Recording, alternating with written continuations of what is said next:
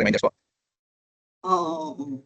Inshallah. Pero ulitin mo, baka may mga late eh. Pwede Okay. mo Sige ulitin. po. Okay. Inshallah.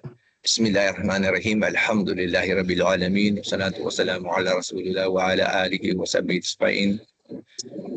Mga kapatid, Assalamualaikum warahmatullahi wabarakatuh.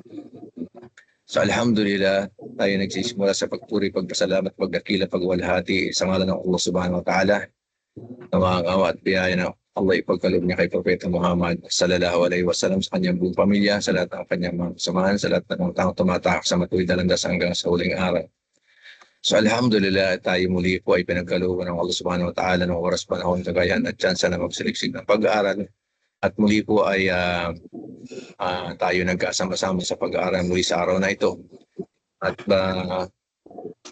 ulitin ko lang po, baka sakaling may nakaligtaan doon sa mga reminders bago po tayo magsimula, ay kapag nagsimula na po yung pagsasalita ng ating putihing guro na si Ustad Ismail, ay inshallah wala na pong kakadistract sa kanyang pagsasalita.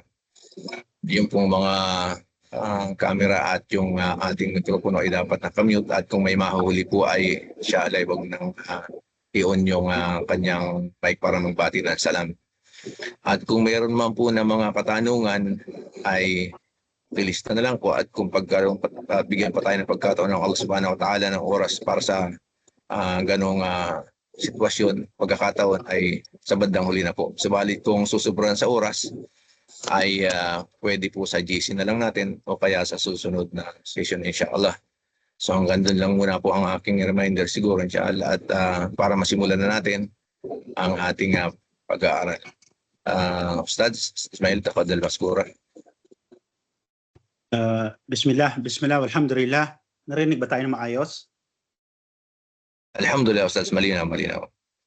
Okay, simula tayo inshallah. Bismillahirrahmanirrahim. Walhamdulillahi rabbil alamin. Wala ilaha illallah wahdahu la sharika lah. Lahul mulku wa lahul hamdu. Wa huwa ala kulli syai'in qadir. Wa ashhadu anna Muhammadan abduhu wa rasuluhu. Allahumma salli wa sallim wa barik ala sayyidina Muhammad wa ala alihi wa ashabihi ajma'in. Amma ba'd. Sa ngalan ni Allah, ang maawain, ang mahabagin, ang Panginoon ng sangkalikaan, at walang Diyos maliban kay Allah na nag-iisa na walang kaparis, at sa Kanya lamang ang pagmamayari, o sa Kanya lamang ang paghahari, at sa Kanya lamang ang papuri. Ako o tayo ay sumasaksi na si Muhammad ay Kanyang alipin at sugo. O Allah, ipagkaloob mo po nawa ang kapayapaan at biyayaan mo po si Propeta Muhammad, ang kanyang pamilya at kanyang mga tagasunod na sama-sama at pagkatapos. Next slide po, Ustad.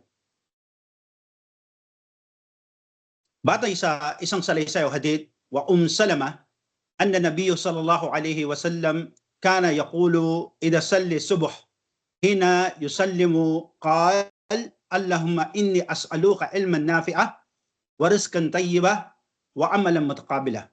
Si Salama po ay nagsabi na ang propeta sallallahu alaihi wasallam ay nagsasabi pagkatapos niyang magdasal ng salatul fajr sa kanyang dua, O Allah, ako ay humihiling sa iyo ng kaalamang may pakinabang at biyayang mabuti at gawaing katanggap-tanggap.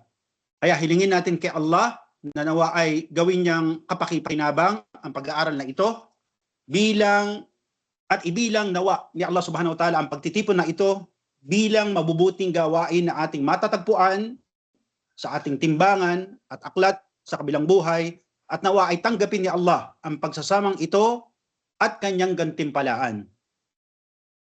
Next slide po, Ustad.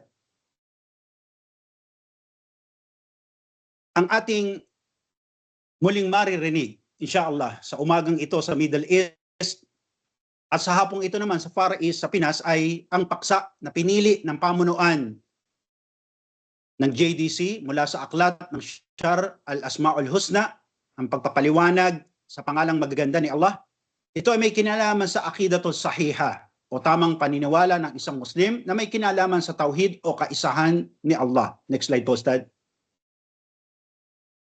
At sinabi nga natin nung nakaraan, na ayon sa mga salaf at salih, na ito ang pinakamataas at pinakamahusay at pinakaperpekto sa lahat ng uri ng kaalaman patungkol sa sensya o yung Bachelor of Science. Kaya ayon sa kanila o sa mga ibang nag-ulat, kung nais nating magmasteral, kung nais nating magkaroon ng doctorate ang isang tao sa atin, mas inam na dito siya magmasteral o magdoctorate ang patungkol sa kaalaman ng pagkilala kay Allah, sa kanyang kaisahan at kanyang mga magagandang pangalan. Next slide po, Ustad. Sinabi ni Ibn Rajab na ang kahigitan ng kaalaman ay ang pagkakatuto nito. At ang pinaka mas higit na dapat matutunan ng isang Muslim ay ang tauhid o kaisahan ni Allah. Sa akwal ni Ibn Rajab, matututunan natin na walang saysay ang kaalaman, ang diploma, ang natapos ng isa kung saan man siyang universidad o maahad kung hindi siya natuto sa kaalaman na kanyang pinag-aralan. At sabi niya na ang pinakamataas o pinakamas higit na dapat matutunan ng isang Muslim o Muslima ay ang tauhid o kaisahan ni Allah. At hindi magiging tamaan niya, ayon kay Ibn Rajab, ang pagkakatuto ng isang Muslim o Muslima sa tauhid maliban na makilala niya si Allah. At ang pagkilala ng isang Muslim kay Allah ay magiging tama maliban na lamang na kanyang matutunan ang mga magagandang pangalan ni Allah. Next slide po, Ustad. At sinabi natin na hindi po basta-basta darating sa atin ang kaalaman tulad ng inaakala ng marami na ito daw ay kakatok sa ating pintuan kasi nasa fingertips na lang natin, no? Na mistula daw para siyang DHL o kaya Aramex o Shopee. Alam natin na maliban lamang na ito'y pagsikapan natin na pag-aralan, tsaka pa lamang ito sa kapahintulutan ni Allah na ating makukuha. Qala Nabiyyu sallallahu alaihi wasallam, innama ilmu bitta'allum. At sabi nga ng propeta sallallahu alaihi wasallam, katunayan na ang kaalaman ay sa paraan ng pag-aaral. Warawaha Ibn Majah min hadithi Anas bin Malik, قال رسول الله صلى الله عليه وسلم طالب العلم فريضة على كل مسلم. Inaulat po ni Ibn Majah mula sa hadith ni Anas bin Malik, kalugdan-nawa siya ni Allah, na nagsabi na sinabi ng sugo ni Allah sallallahu alaihi wasallam na ang pagkuhaan niya ng kaalaman ay obligado sa bawat Muslim o Muslima, bago man o luma, pinanganak man o bagong balik Islam. Next slide po, Ustad.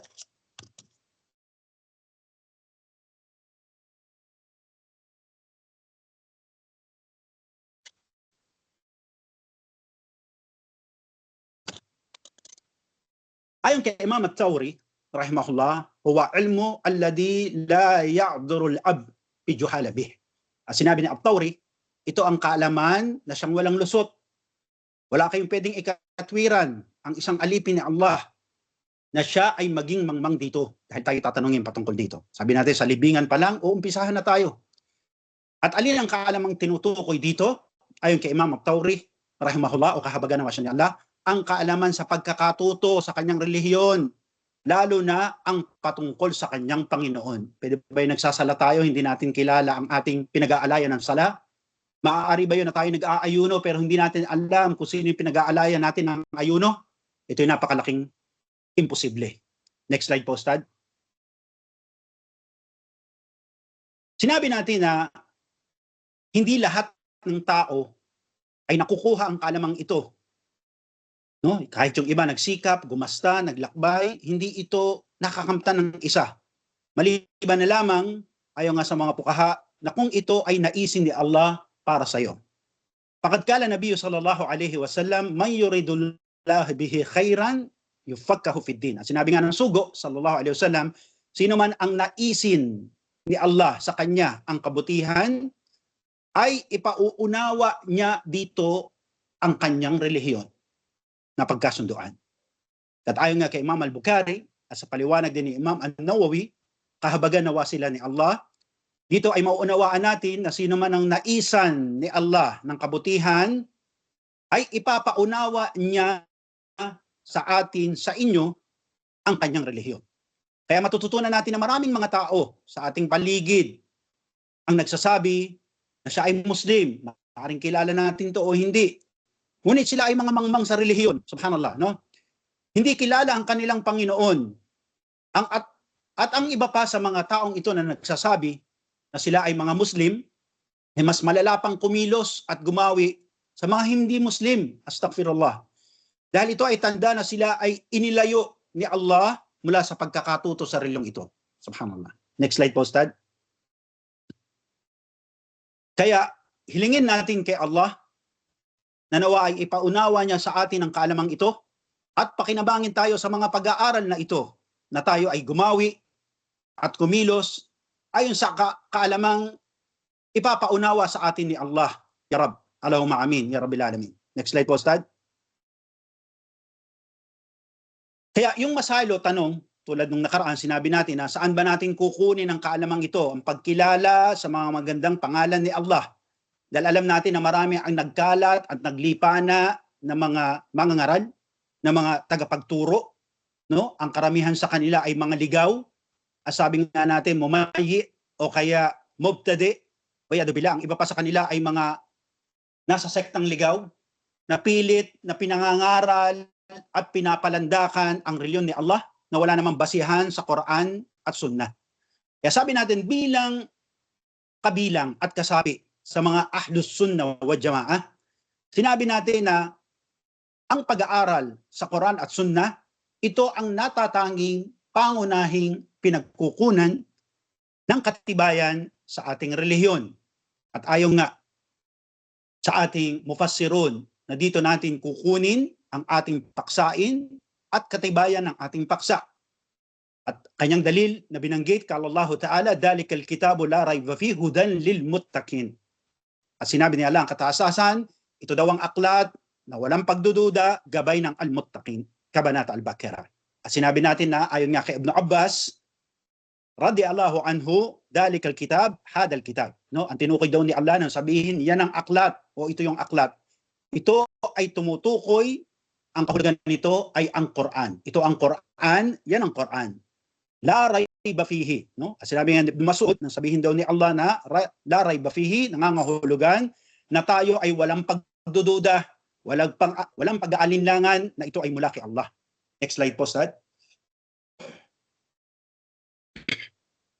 Kaya sabi natin, mayroon bang isang Muslim o Muslimah na husto ang kanyang pag-iisip dito sa ating kapulungan, dito sa ating grupo, dito sa ating mga attendee, na nasa husto ang kanyang pag-iisip at tama ang kanyang kaalaman sa Islam, na magsasabi siya, na may pagdududa siya sa Quran, sabihin natin na walang tunay na Muslim ang magsasabi na ang Quran ay hindi salita ni Allah.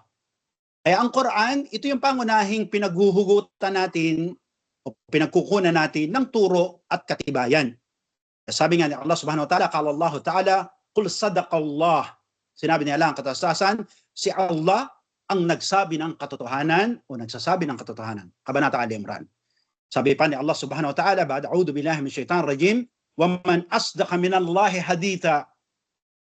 Sabi ni Allah ang kataasasan, ano pa ba ang mas totoo kumpara sa salita ni Allah?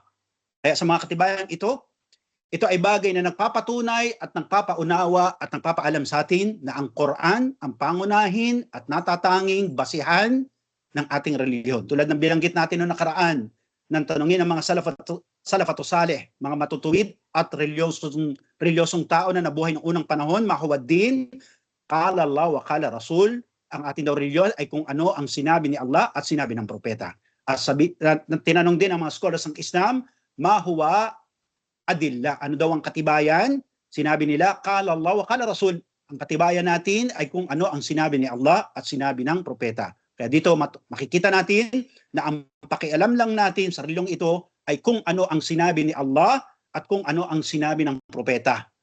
Kaya maaaring itanong na iba, pwede bang gamitin ang dalil, katibayan, ang mga winika o akwal ng scholar? Sinabi ng ating mga khiba na scholar na ang mga akwal o winika, sinabi ng mga scholar, ay kapaliwanagan ng dalil.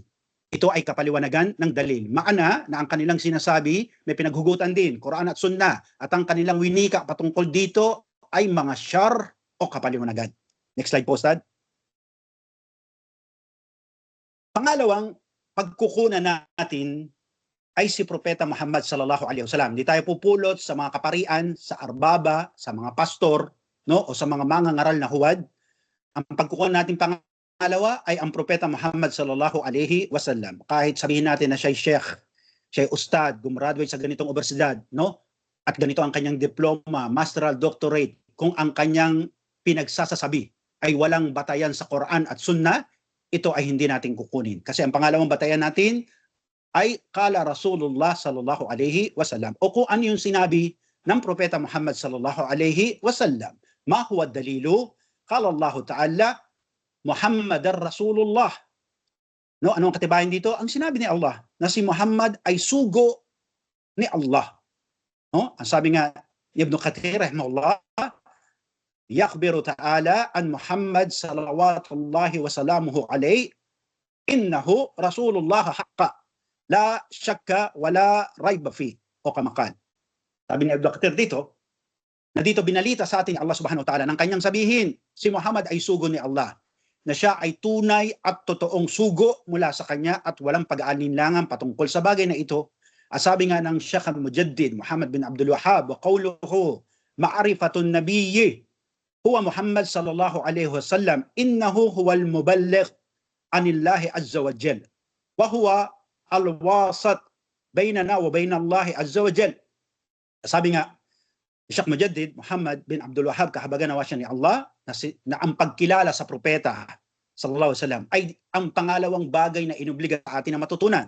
Siya, si Muhammad sallallahu alaihi wasallam, tunay na siya ang nagpahayag sa atin patungkol kay Allah, ang dakila, patungkol sa kanyang mensahe sa atin. Kung hindi sa propeta Muhammad sallallahu alaihi wasallam, sino pa ba ang mas higit na mas nakakaalam at mas nakakakilala sa kanyang Panginoon maliban sa propeta Muhammad sallallahu alaihi wasallam kung sa ating kapanahunan?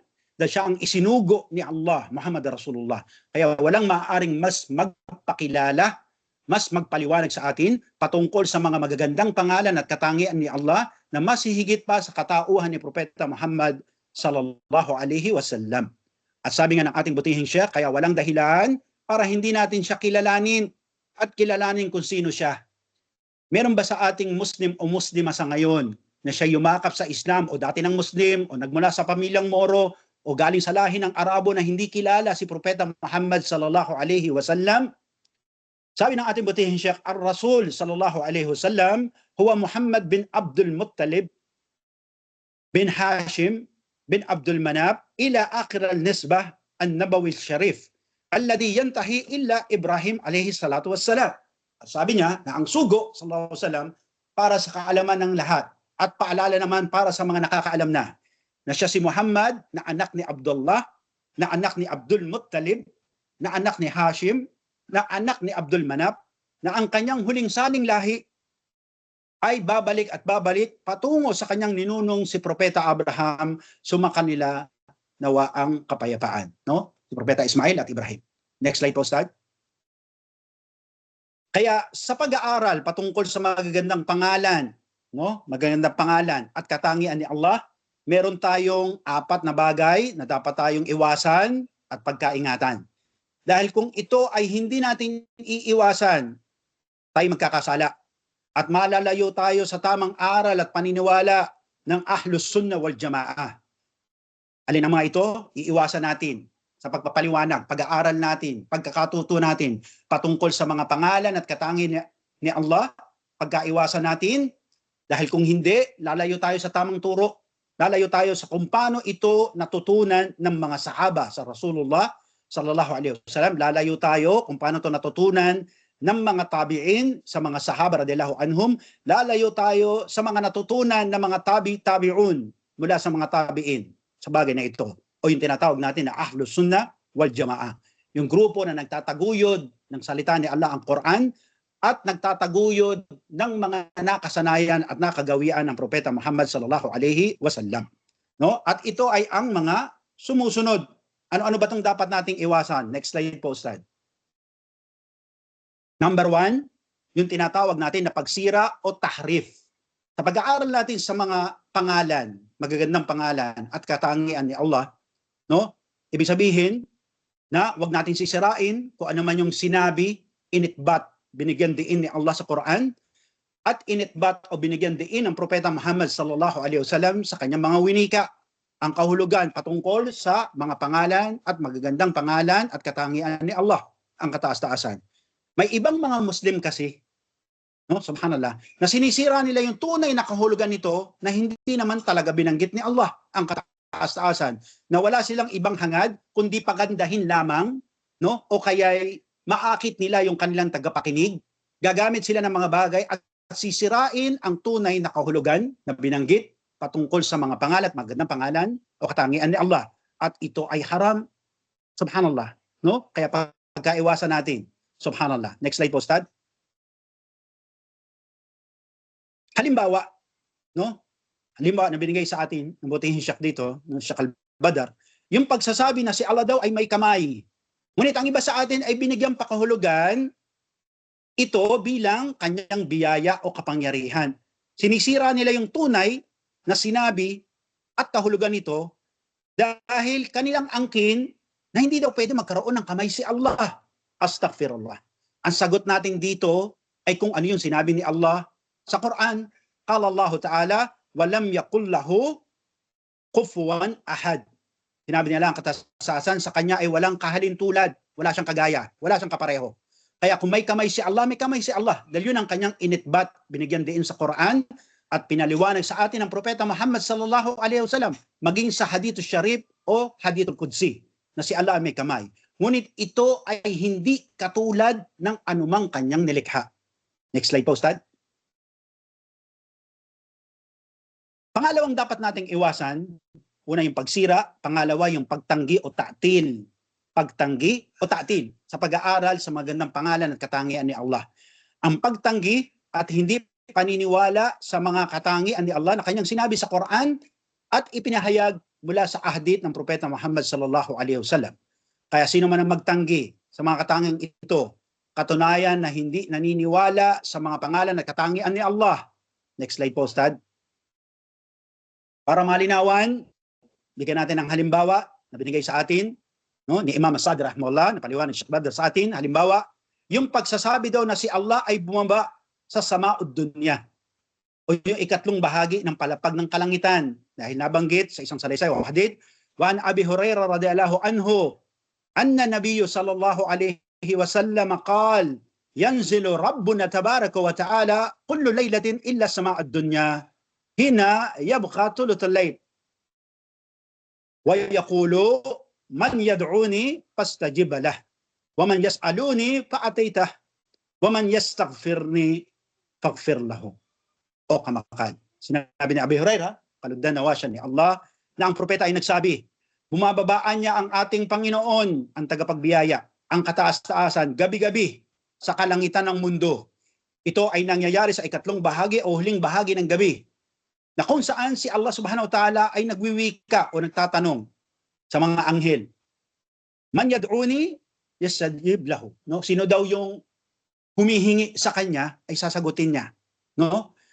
O sino daw yung nananawagan sa kanya ay sasagutin niya. At sino man ang humihiling sa kanya ay ipagkakaloob niya. At sino man ang naghahangad ng kapatawaran ay patatawarin niya. Subhanallah. No? Next slide po, Ustad. Ang ibang mga Muslim ay itinatanggi ito.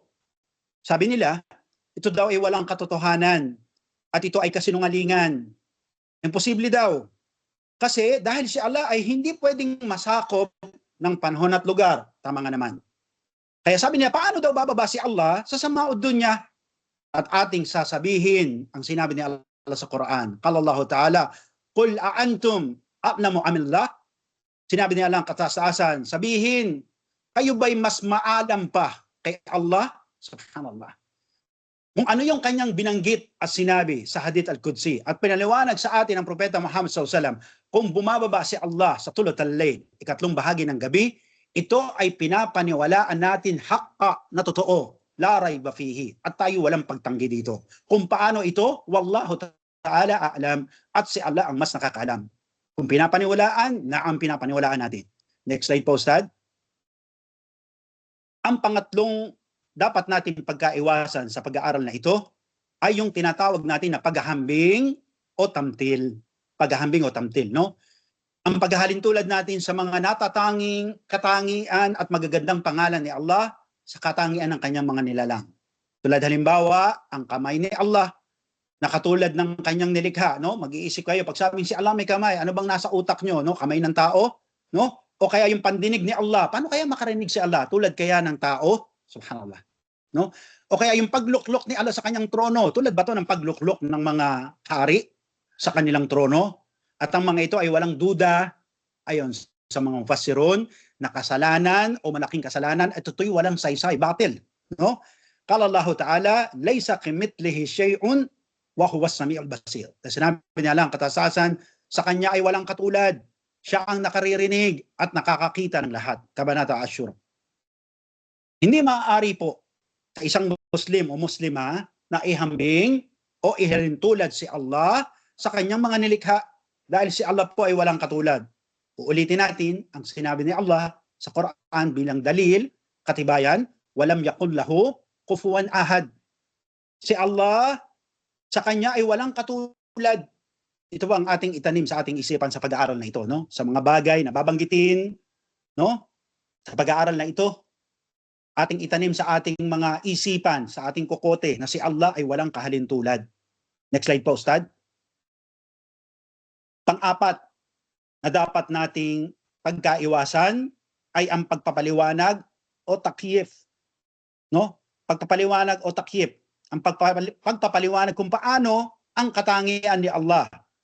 No, mahigpit din pinagbabawal ang mga bagay na ito, lalo yung pagpasok sa isip ng isa, ng imahinasyon kung paano siya bigyan ng kahulugan, no? Yung mga katangian ni Allah at kanyang magagandang pangalan para maabot lang o marating ang bagay na nais niya sa kanyang pagpapaliwanag. Haram po ito, no? Subhanallah. Dahil hindi kayang arukin ng ating isip kung paano si Allah subhanahu wa ta'ala.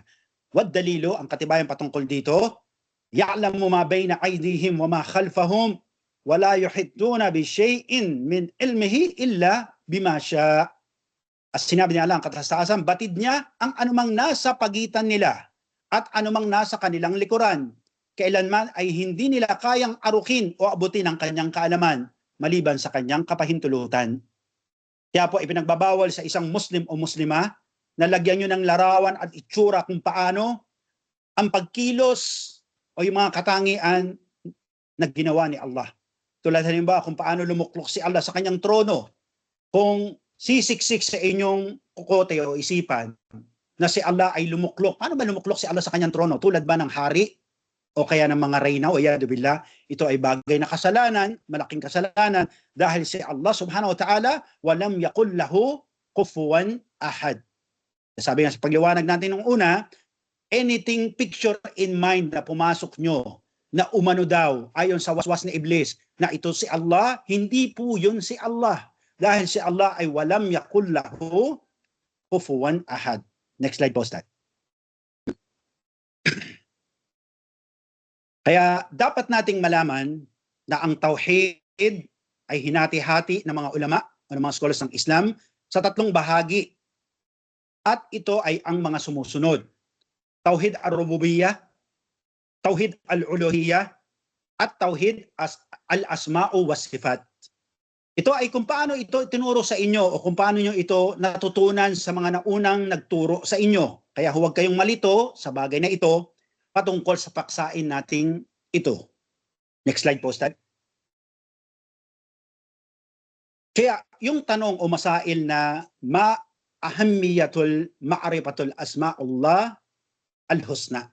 Kaya yung tanong na ano daw yung kahalagahan na matutunan ang magagandang pangalan ni Allah. Di ba? Nabanggit na natin, napakaraming dapat paksain, no? Sa paksayang ito, lalo yung mga trending na yan, na ta'addud, seminar, wayadu billah, no? Ano bang dapat unang pag-aralan, no? Sabi ng ating butihensya, no? Sheikh Al-Badr, rahimahullah, mula sa aklat, no, ng Syarh ng Asma'ul Husna, ni Imam Sa'di, na ang kahalagahan na matutunan ang magagandang pangalan ni Allah ay marami, no? At ito ay ang mga sumusunod. Next slide po, Ustad. Una, sabi natin, inna ilmul billahi wa asma'ihi wa sifatihi ashrafal ulum wal ajaliha ala itlaq. No, binanggit na natin noong nakaraan, sabi natin na ayon kay Imam Sa'di rahimahullah na ang unang kahalagahan na matutunan natin ang magagandang pangalan, no, at katangian ni Allah, number one, una, dahil ang kaalaman patungkol kay Allah at kanyang mga pangalan at kanyang katangian, ang pinakamarangal, ang pinakadakila, ang pinakamas higit na kaalaman na dapat matutunan ng isa. Tulad ng binanggit natin, di ba? Kung nais man ng isa na mag-masteral, mag-bachelor o bachelor of degree, ito ang kanyang pagtuunan. Kama yaqulu Ibn Qayyim rahimahullah, innal ilm bi asma'illahi wa sifatihi al-husna asal al-ilm bi kulli ma'lum. O kama qala Ibn Qayyim, no? Tulad ng sinabi ni Ibn Qayyim, kahabagan nawa siya ni Allah na ang pagkilala sa pangalan ni Allah at sa kanyang mga magagandang pangalan ay pundasyon ng kaalaman sa lahat ng uri ng kaalaman. Subhanallah. Kaya kung gusto niyo maging summa cum laude o cum laude, no? First honor, no? Dito tayo magpa dalubhasa sa pagkilala kay Allah at sa kanyang mga pangalan at katangian. Sinabi pa ni Imam Sa'di, kahabagan nawa siya ni Allah, hindi magiging tama ang pagkakatuto ng isang Muslim sa tauhid. Baka sabihin natin, tauhid tayo ng tauhid, ay natutunan ko na yan. Tinuro na sa amin ito ni Abla, tinuro na sa amin ito ni Ustad, tinuro na sa amin ito ni Doktor. No? Ayon kay Imam Sa'di, isa sa ating mufassirun, isa sa mga salafatus salih, ayon sa kanya, hindi magiging tama, no, ang pagkakatuto ng isang Muslim o Muslima bago mo naluluma sa tauhid kung hindi kilala ng isang Muslim o Muslima si Allah. At hindi magiging tama ang pagkilala ng isang Muslim o Muslima kay Allah kung hindi niya natutunan ang magagandang pangalan at katangian ni Allah. Next slide po, Ustad.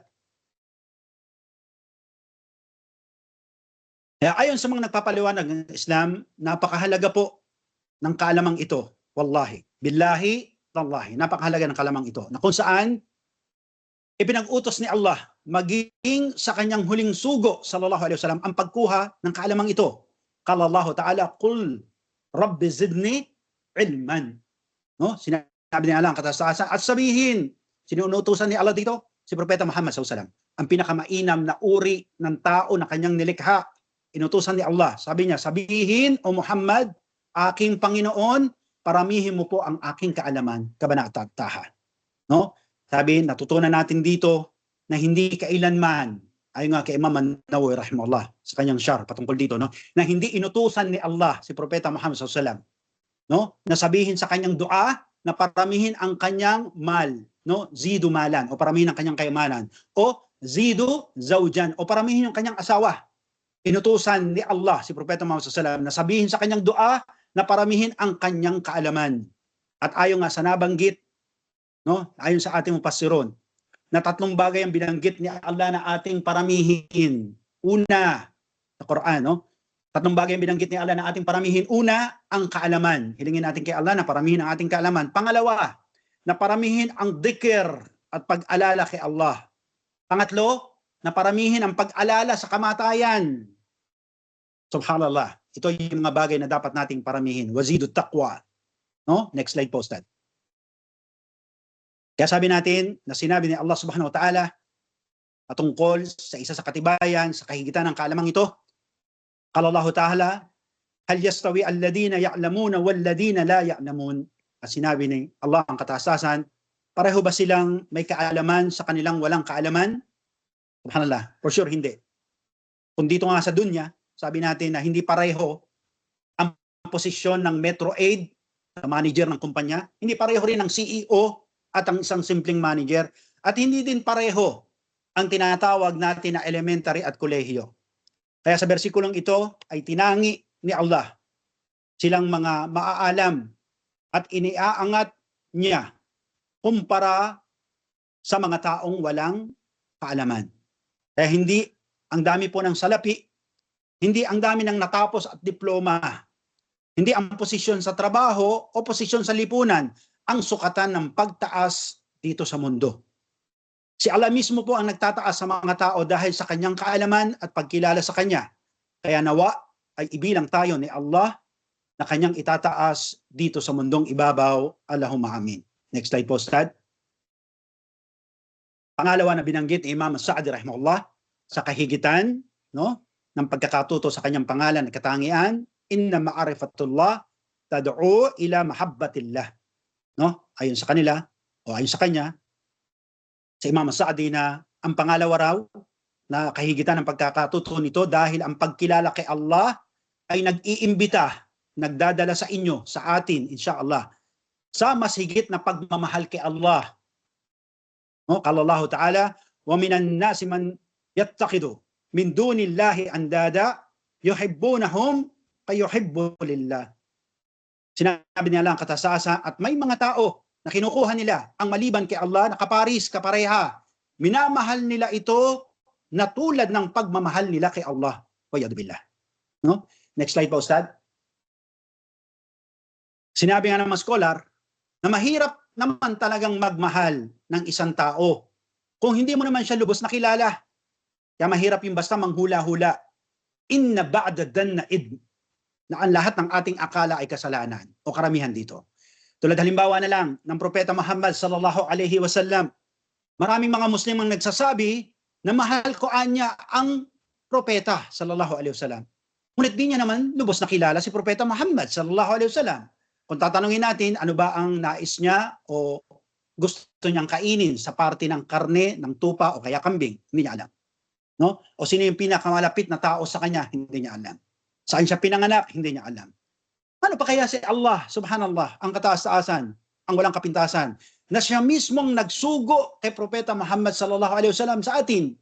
Hindi mo kakilala si Propeta Muhammad sallallahu alaihi wasallam, paano mo aangkinin na mahal mo si Allah? Next slide po, Ustad.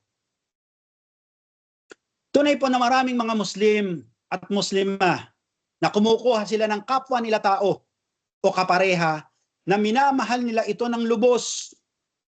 At ang iba sa kanila, nagpapatiwakal, nagpapakamatay, nilalagot ang kanilang buhay kapag nawala o kapag iniwan sila ng taong ito na kanilang minahal ng lubos ng sobra-sobra na mas higit kay Allah.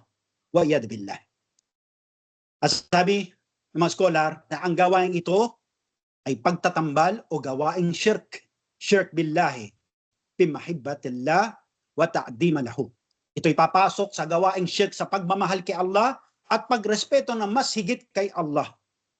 Dahil minahal nyo at nirespeto nyo ng sobra-sobra ang kanyang nilikha. Na dapat ang pagmamahal at pagrespeto na yon ay kay Allah o dapat mas higit pa. Qala Allah Ta'ala, yuhibbunahum kayuhibbu lillah. Sinabi niya lang katasasan, minamahal nila ito tulad ng pagmamahal nila kay Allah. At sasabihin natin, mas mahal pa nga nila kay Allah, no? Dila lang, no? Kalambas. Gergerbas, no? Sabihin lang nila, mahal nila si Allah, pero daldal lang, no? Yaw-yaw lang, yaw-yaw, no? Sabi lang nila yon.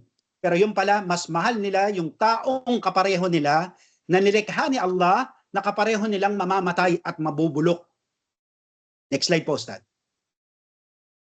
Ngunit sabi natin, ang pagmamahal sa magandang pangalan ni Allah ay maaaring maging dahilan ng pagpasok mo sa paraiso.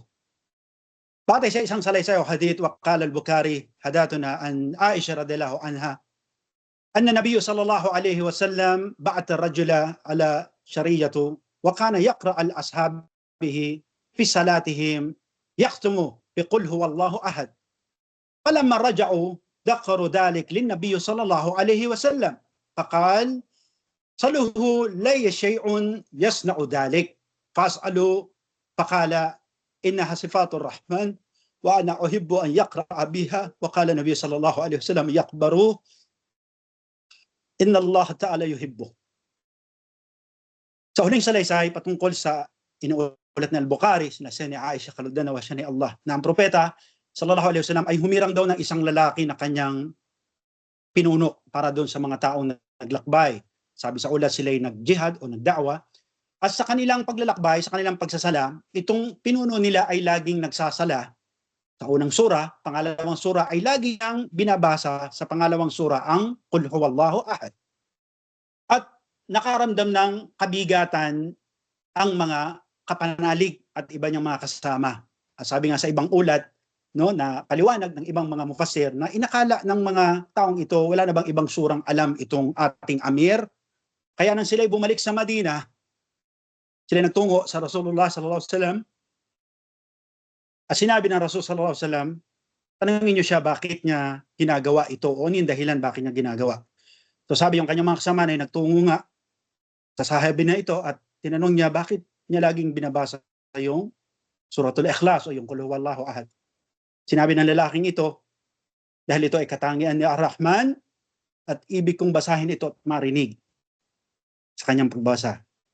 At na sila'y bumalik sa Rasulullah SAW at binalita ito, at sila'y sinabihan na muling bumalik sa kanilang pinuno at sabihin, balitaan nyo siya na tunay na siya ay mahal kay Allah. Patay pa sa isang salisay o hadith, وعن أنس أن رجل قال يا رسول الله إني أحب هذه السورة قل هو الله أحد قال رسول الله صلى الله عليه وسلم إن حبك إياها أدخل الجنة. Si Anas ay may isang lalaki na nagsabi, o sugo ni Allah, mahal ko ang kabanatang ito, Qul huwallahu ahad, kaya raw lagi niyang binabasa sa kanyang sala. Sinabi ng Propeta Muhammad sallallahu alaihi wasallam, mahal mo ito, papapasukin ka nito sa paraiso.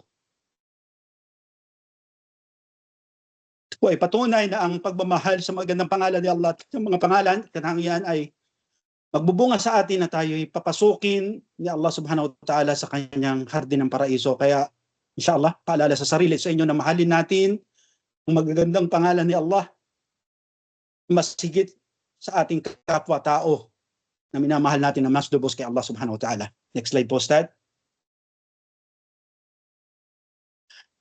Ang pangatlong kadahilanan ayon kay Imam As-Sa'di na kahigitan na para matutunan ang mga pangalan at katangian ni Allah, inna ma'rifatullah tad'u ila khasyiatillahi wa khawfuhu subhanahu wa ta'ala.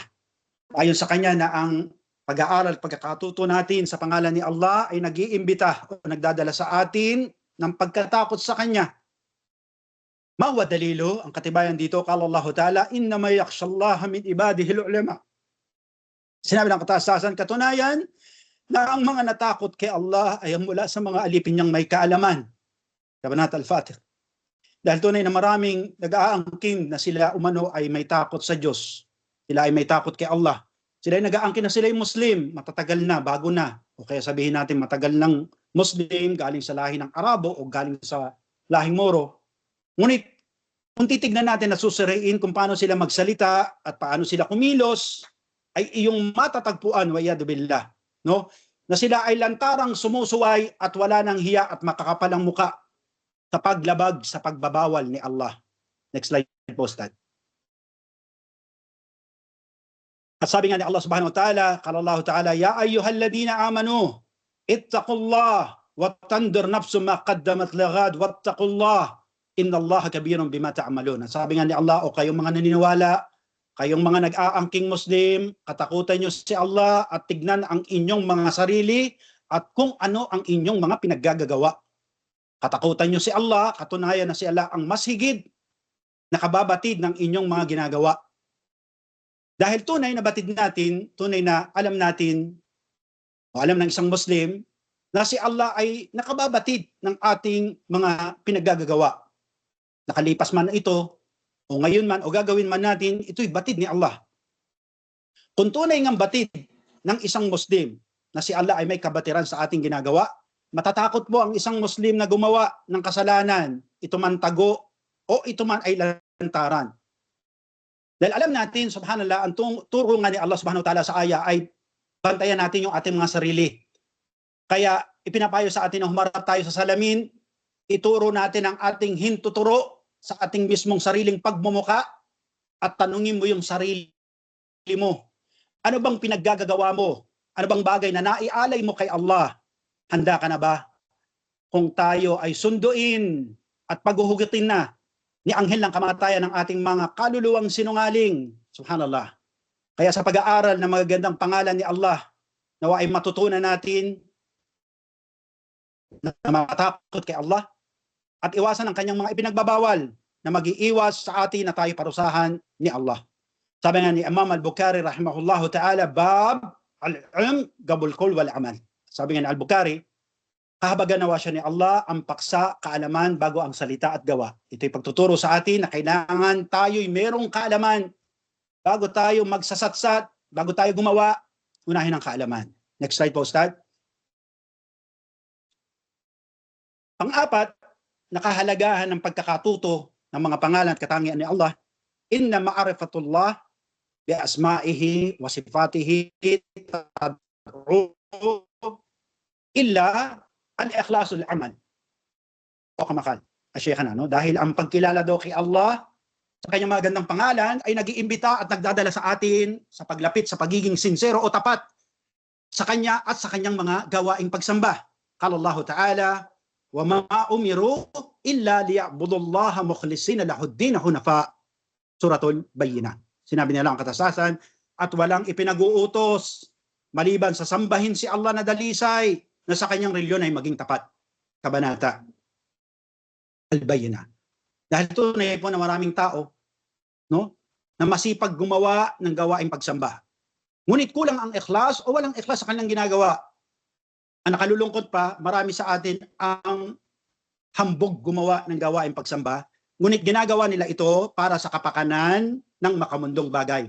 O ginagawa nila ito para i-impress ang mga tao. Waliyadzubillah. Next slide po, Ustad.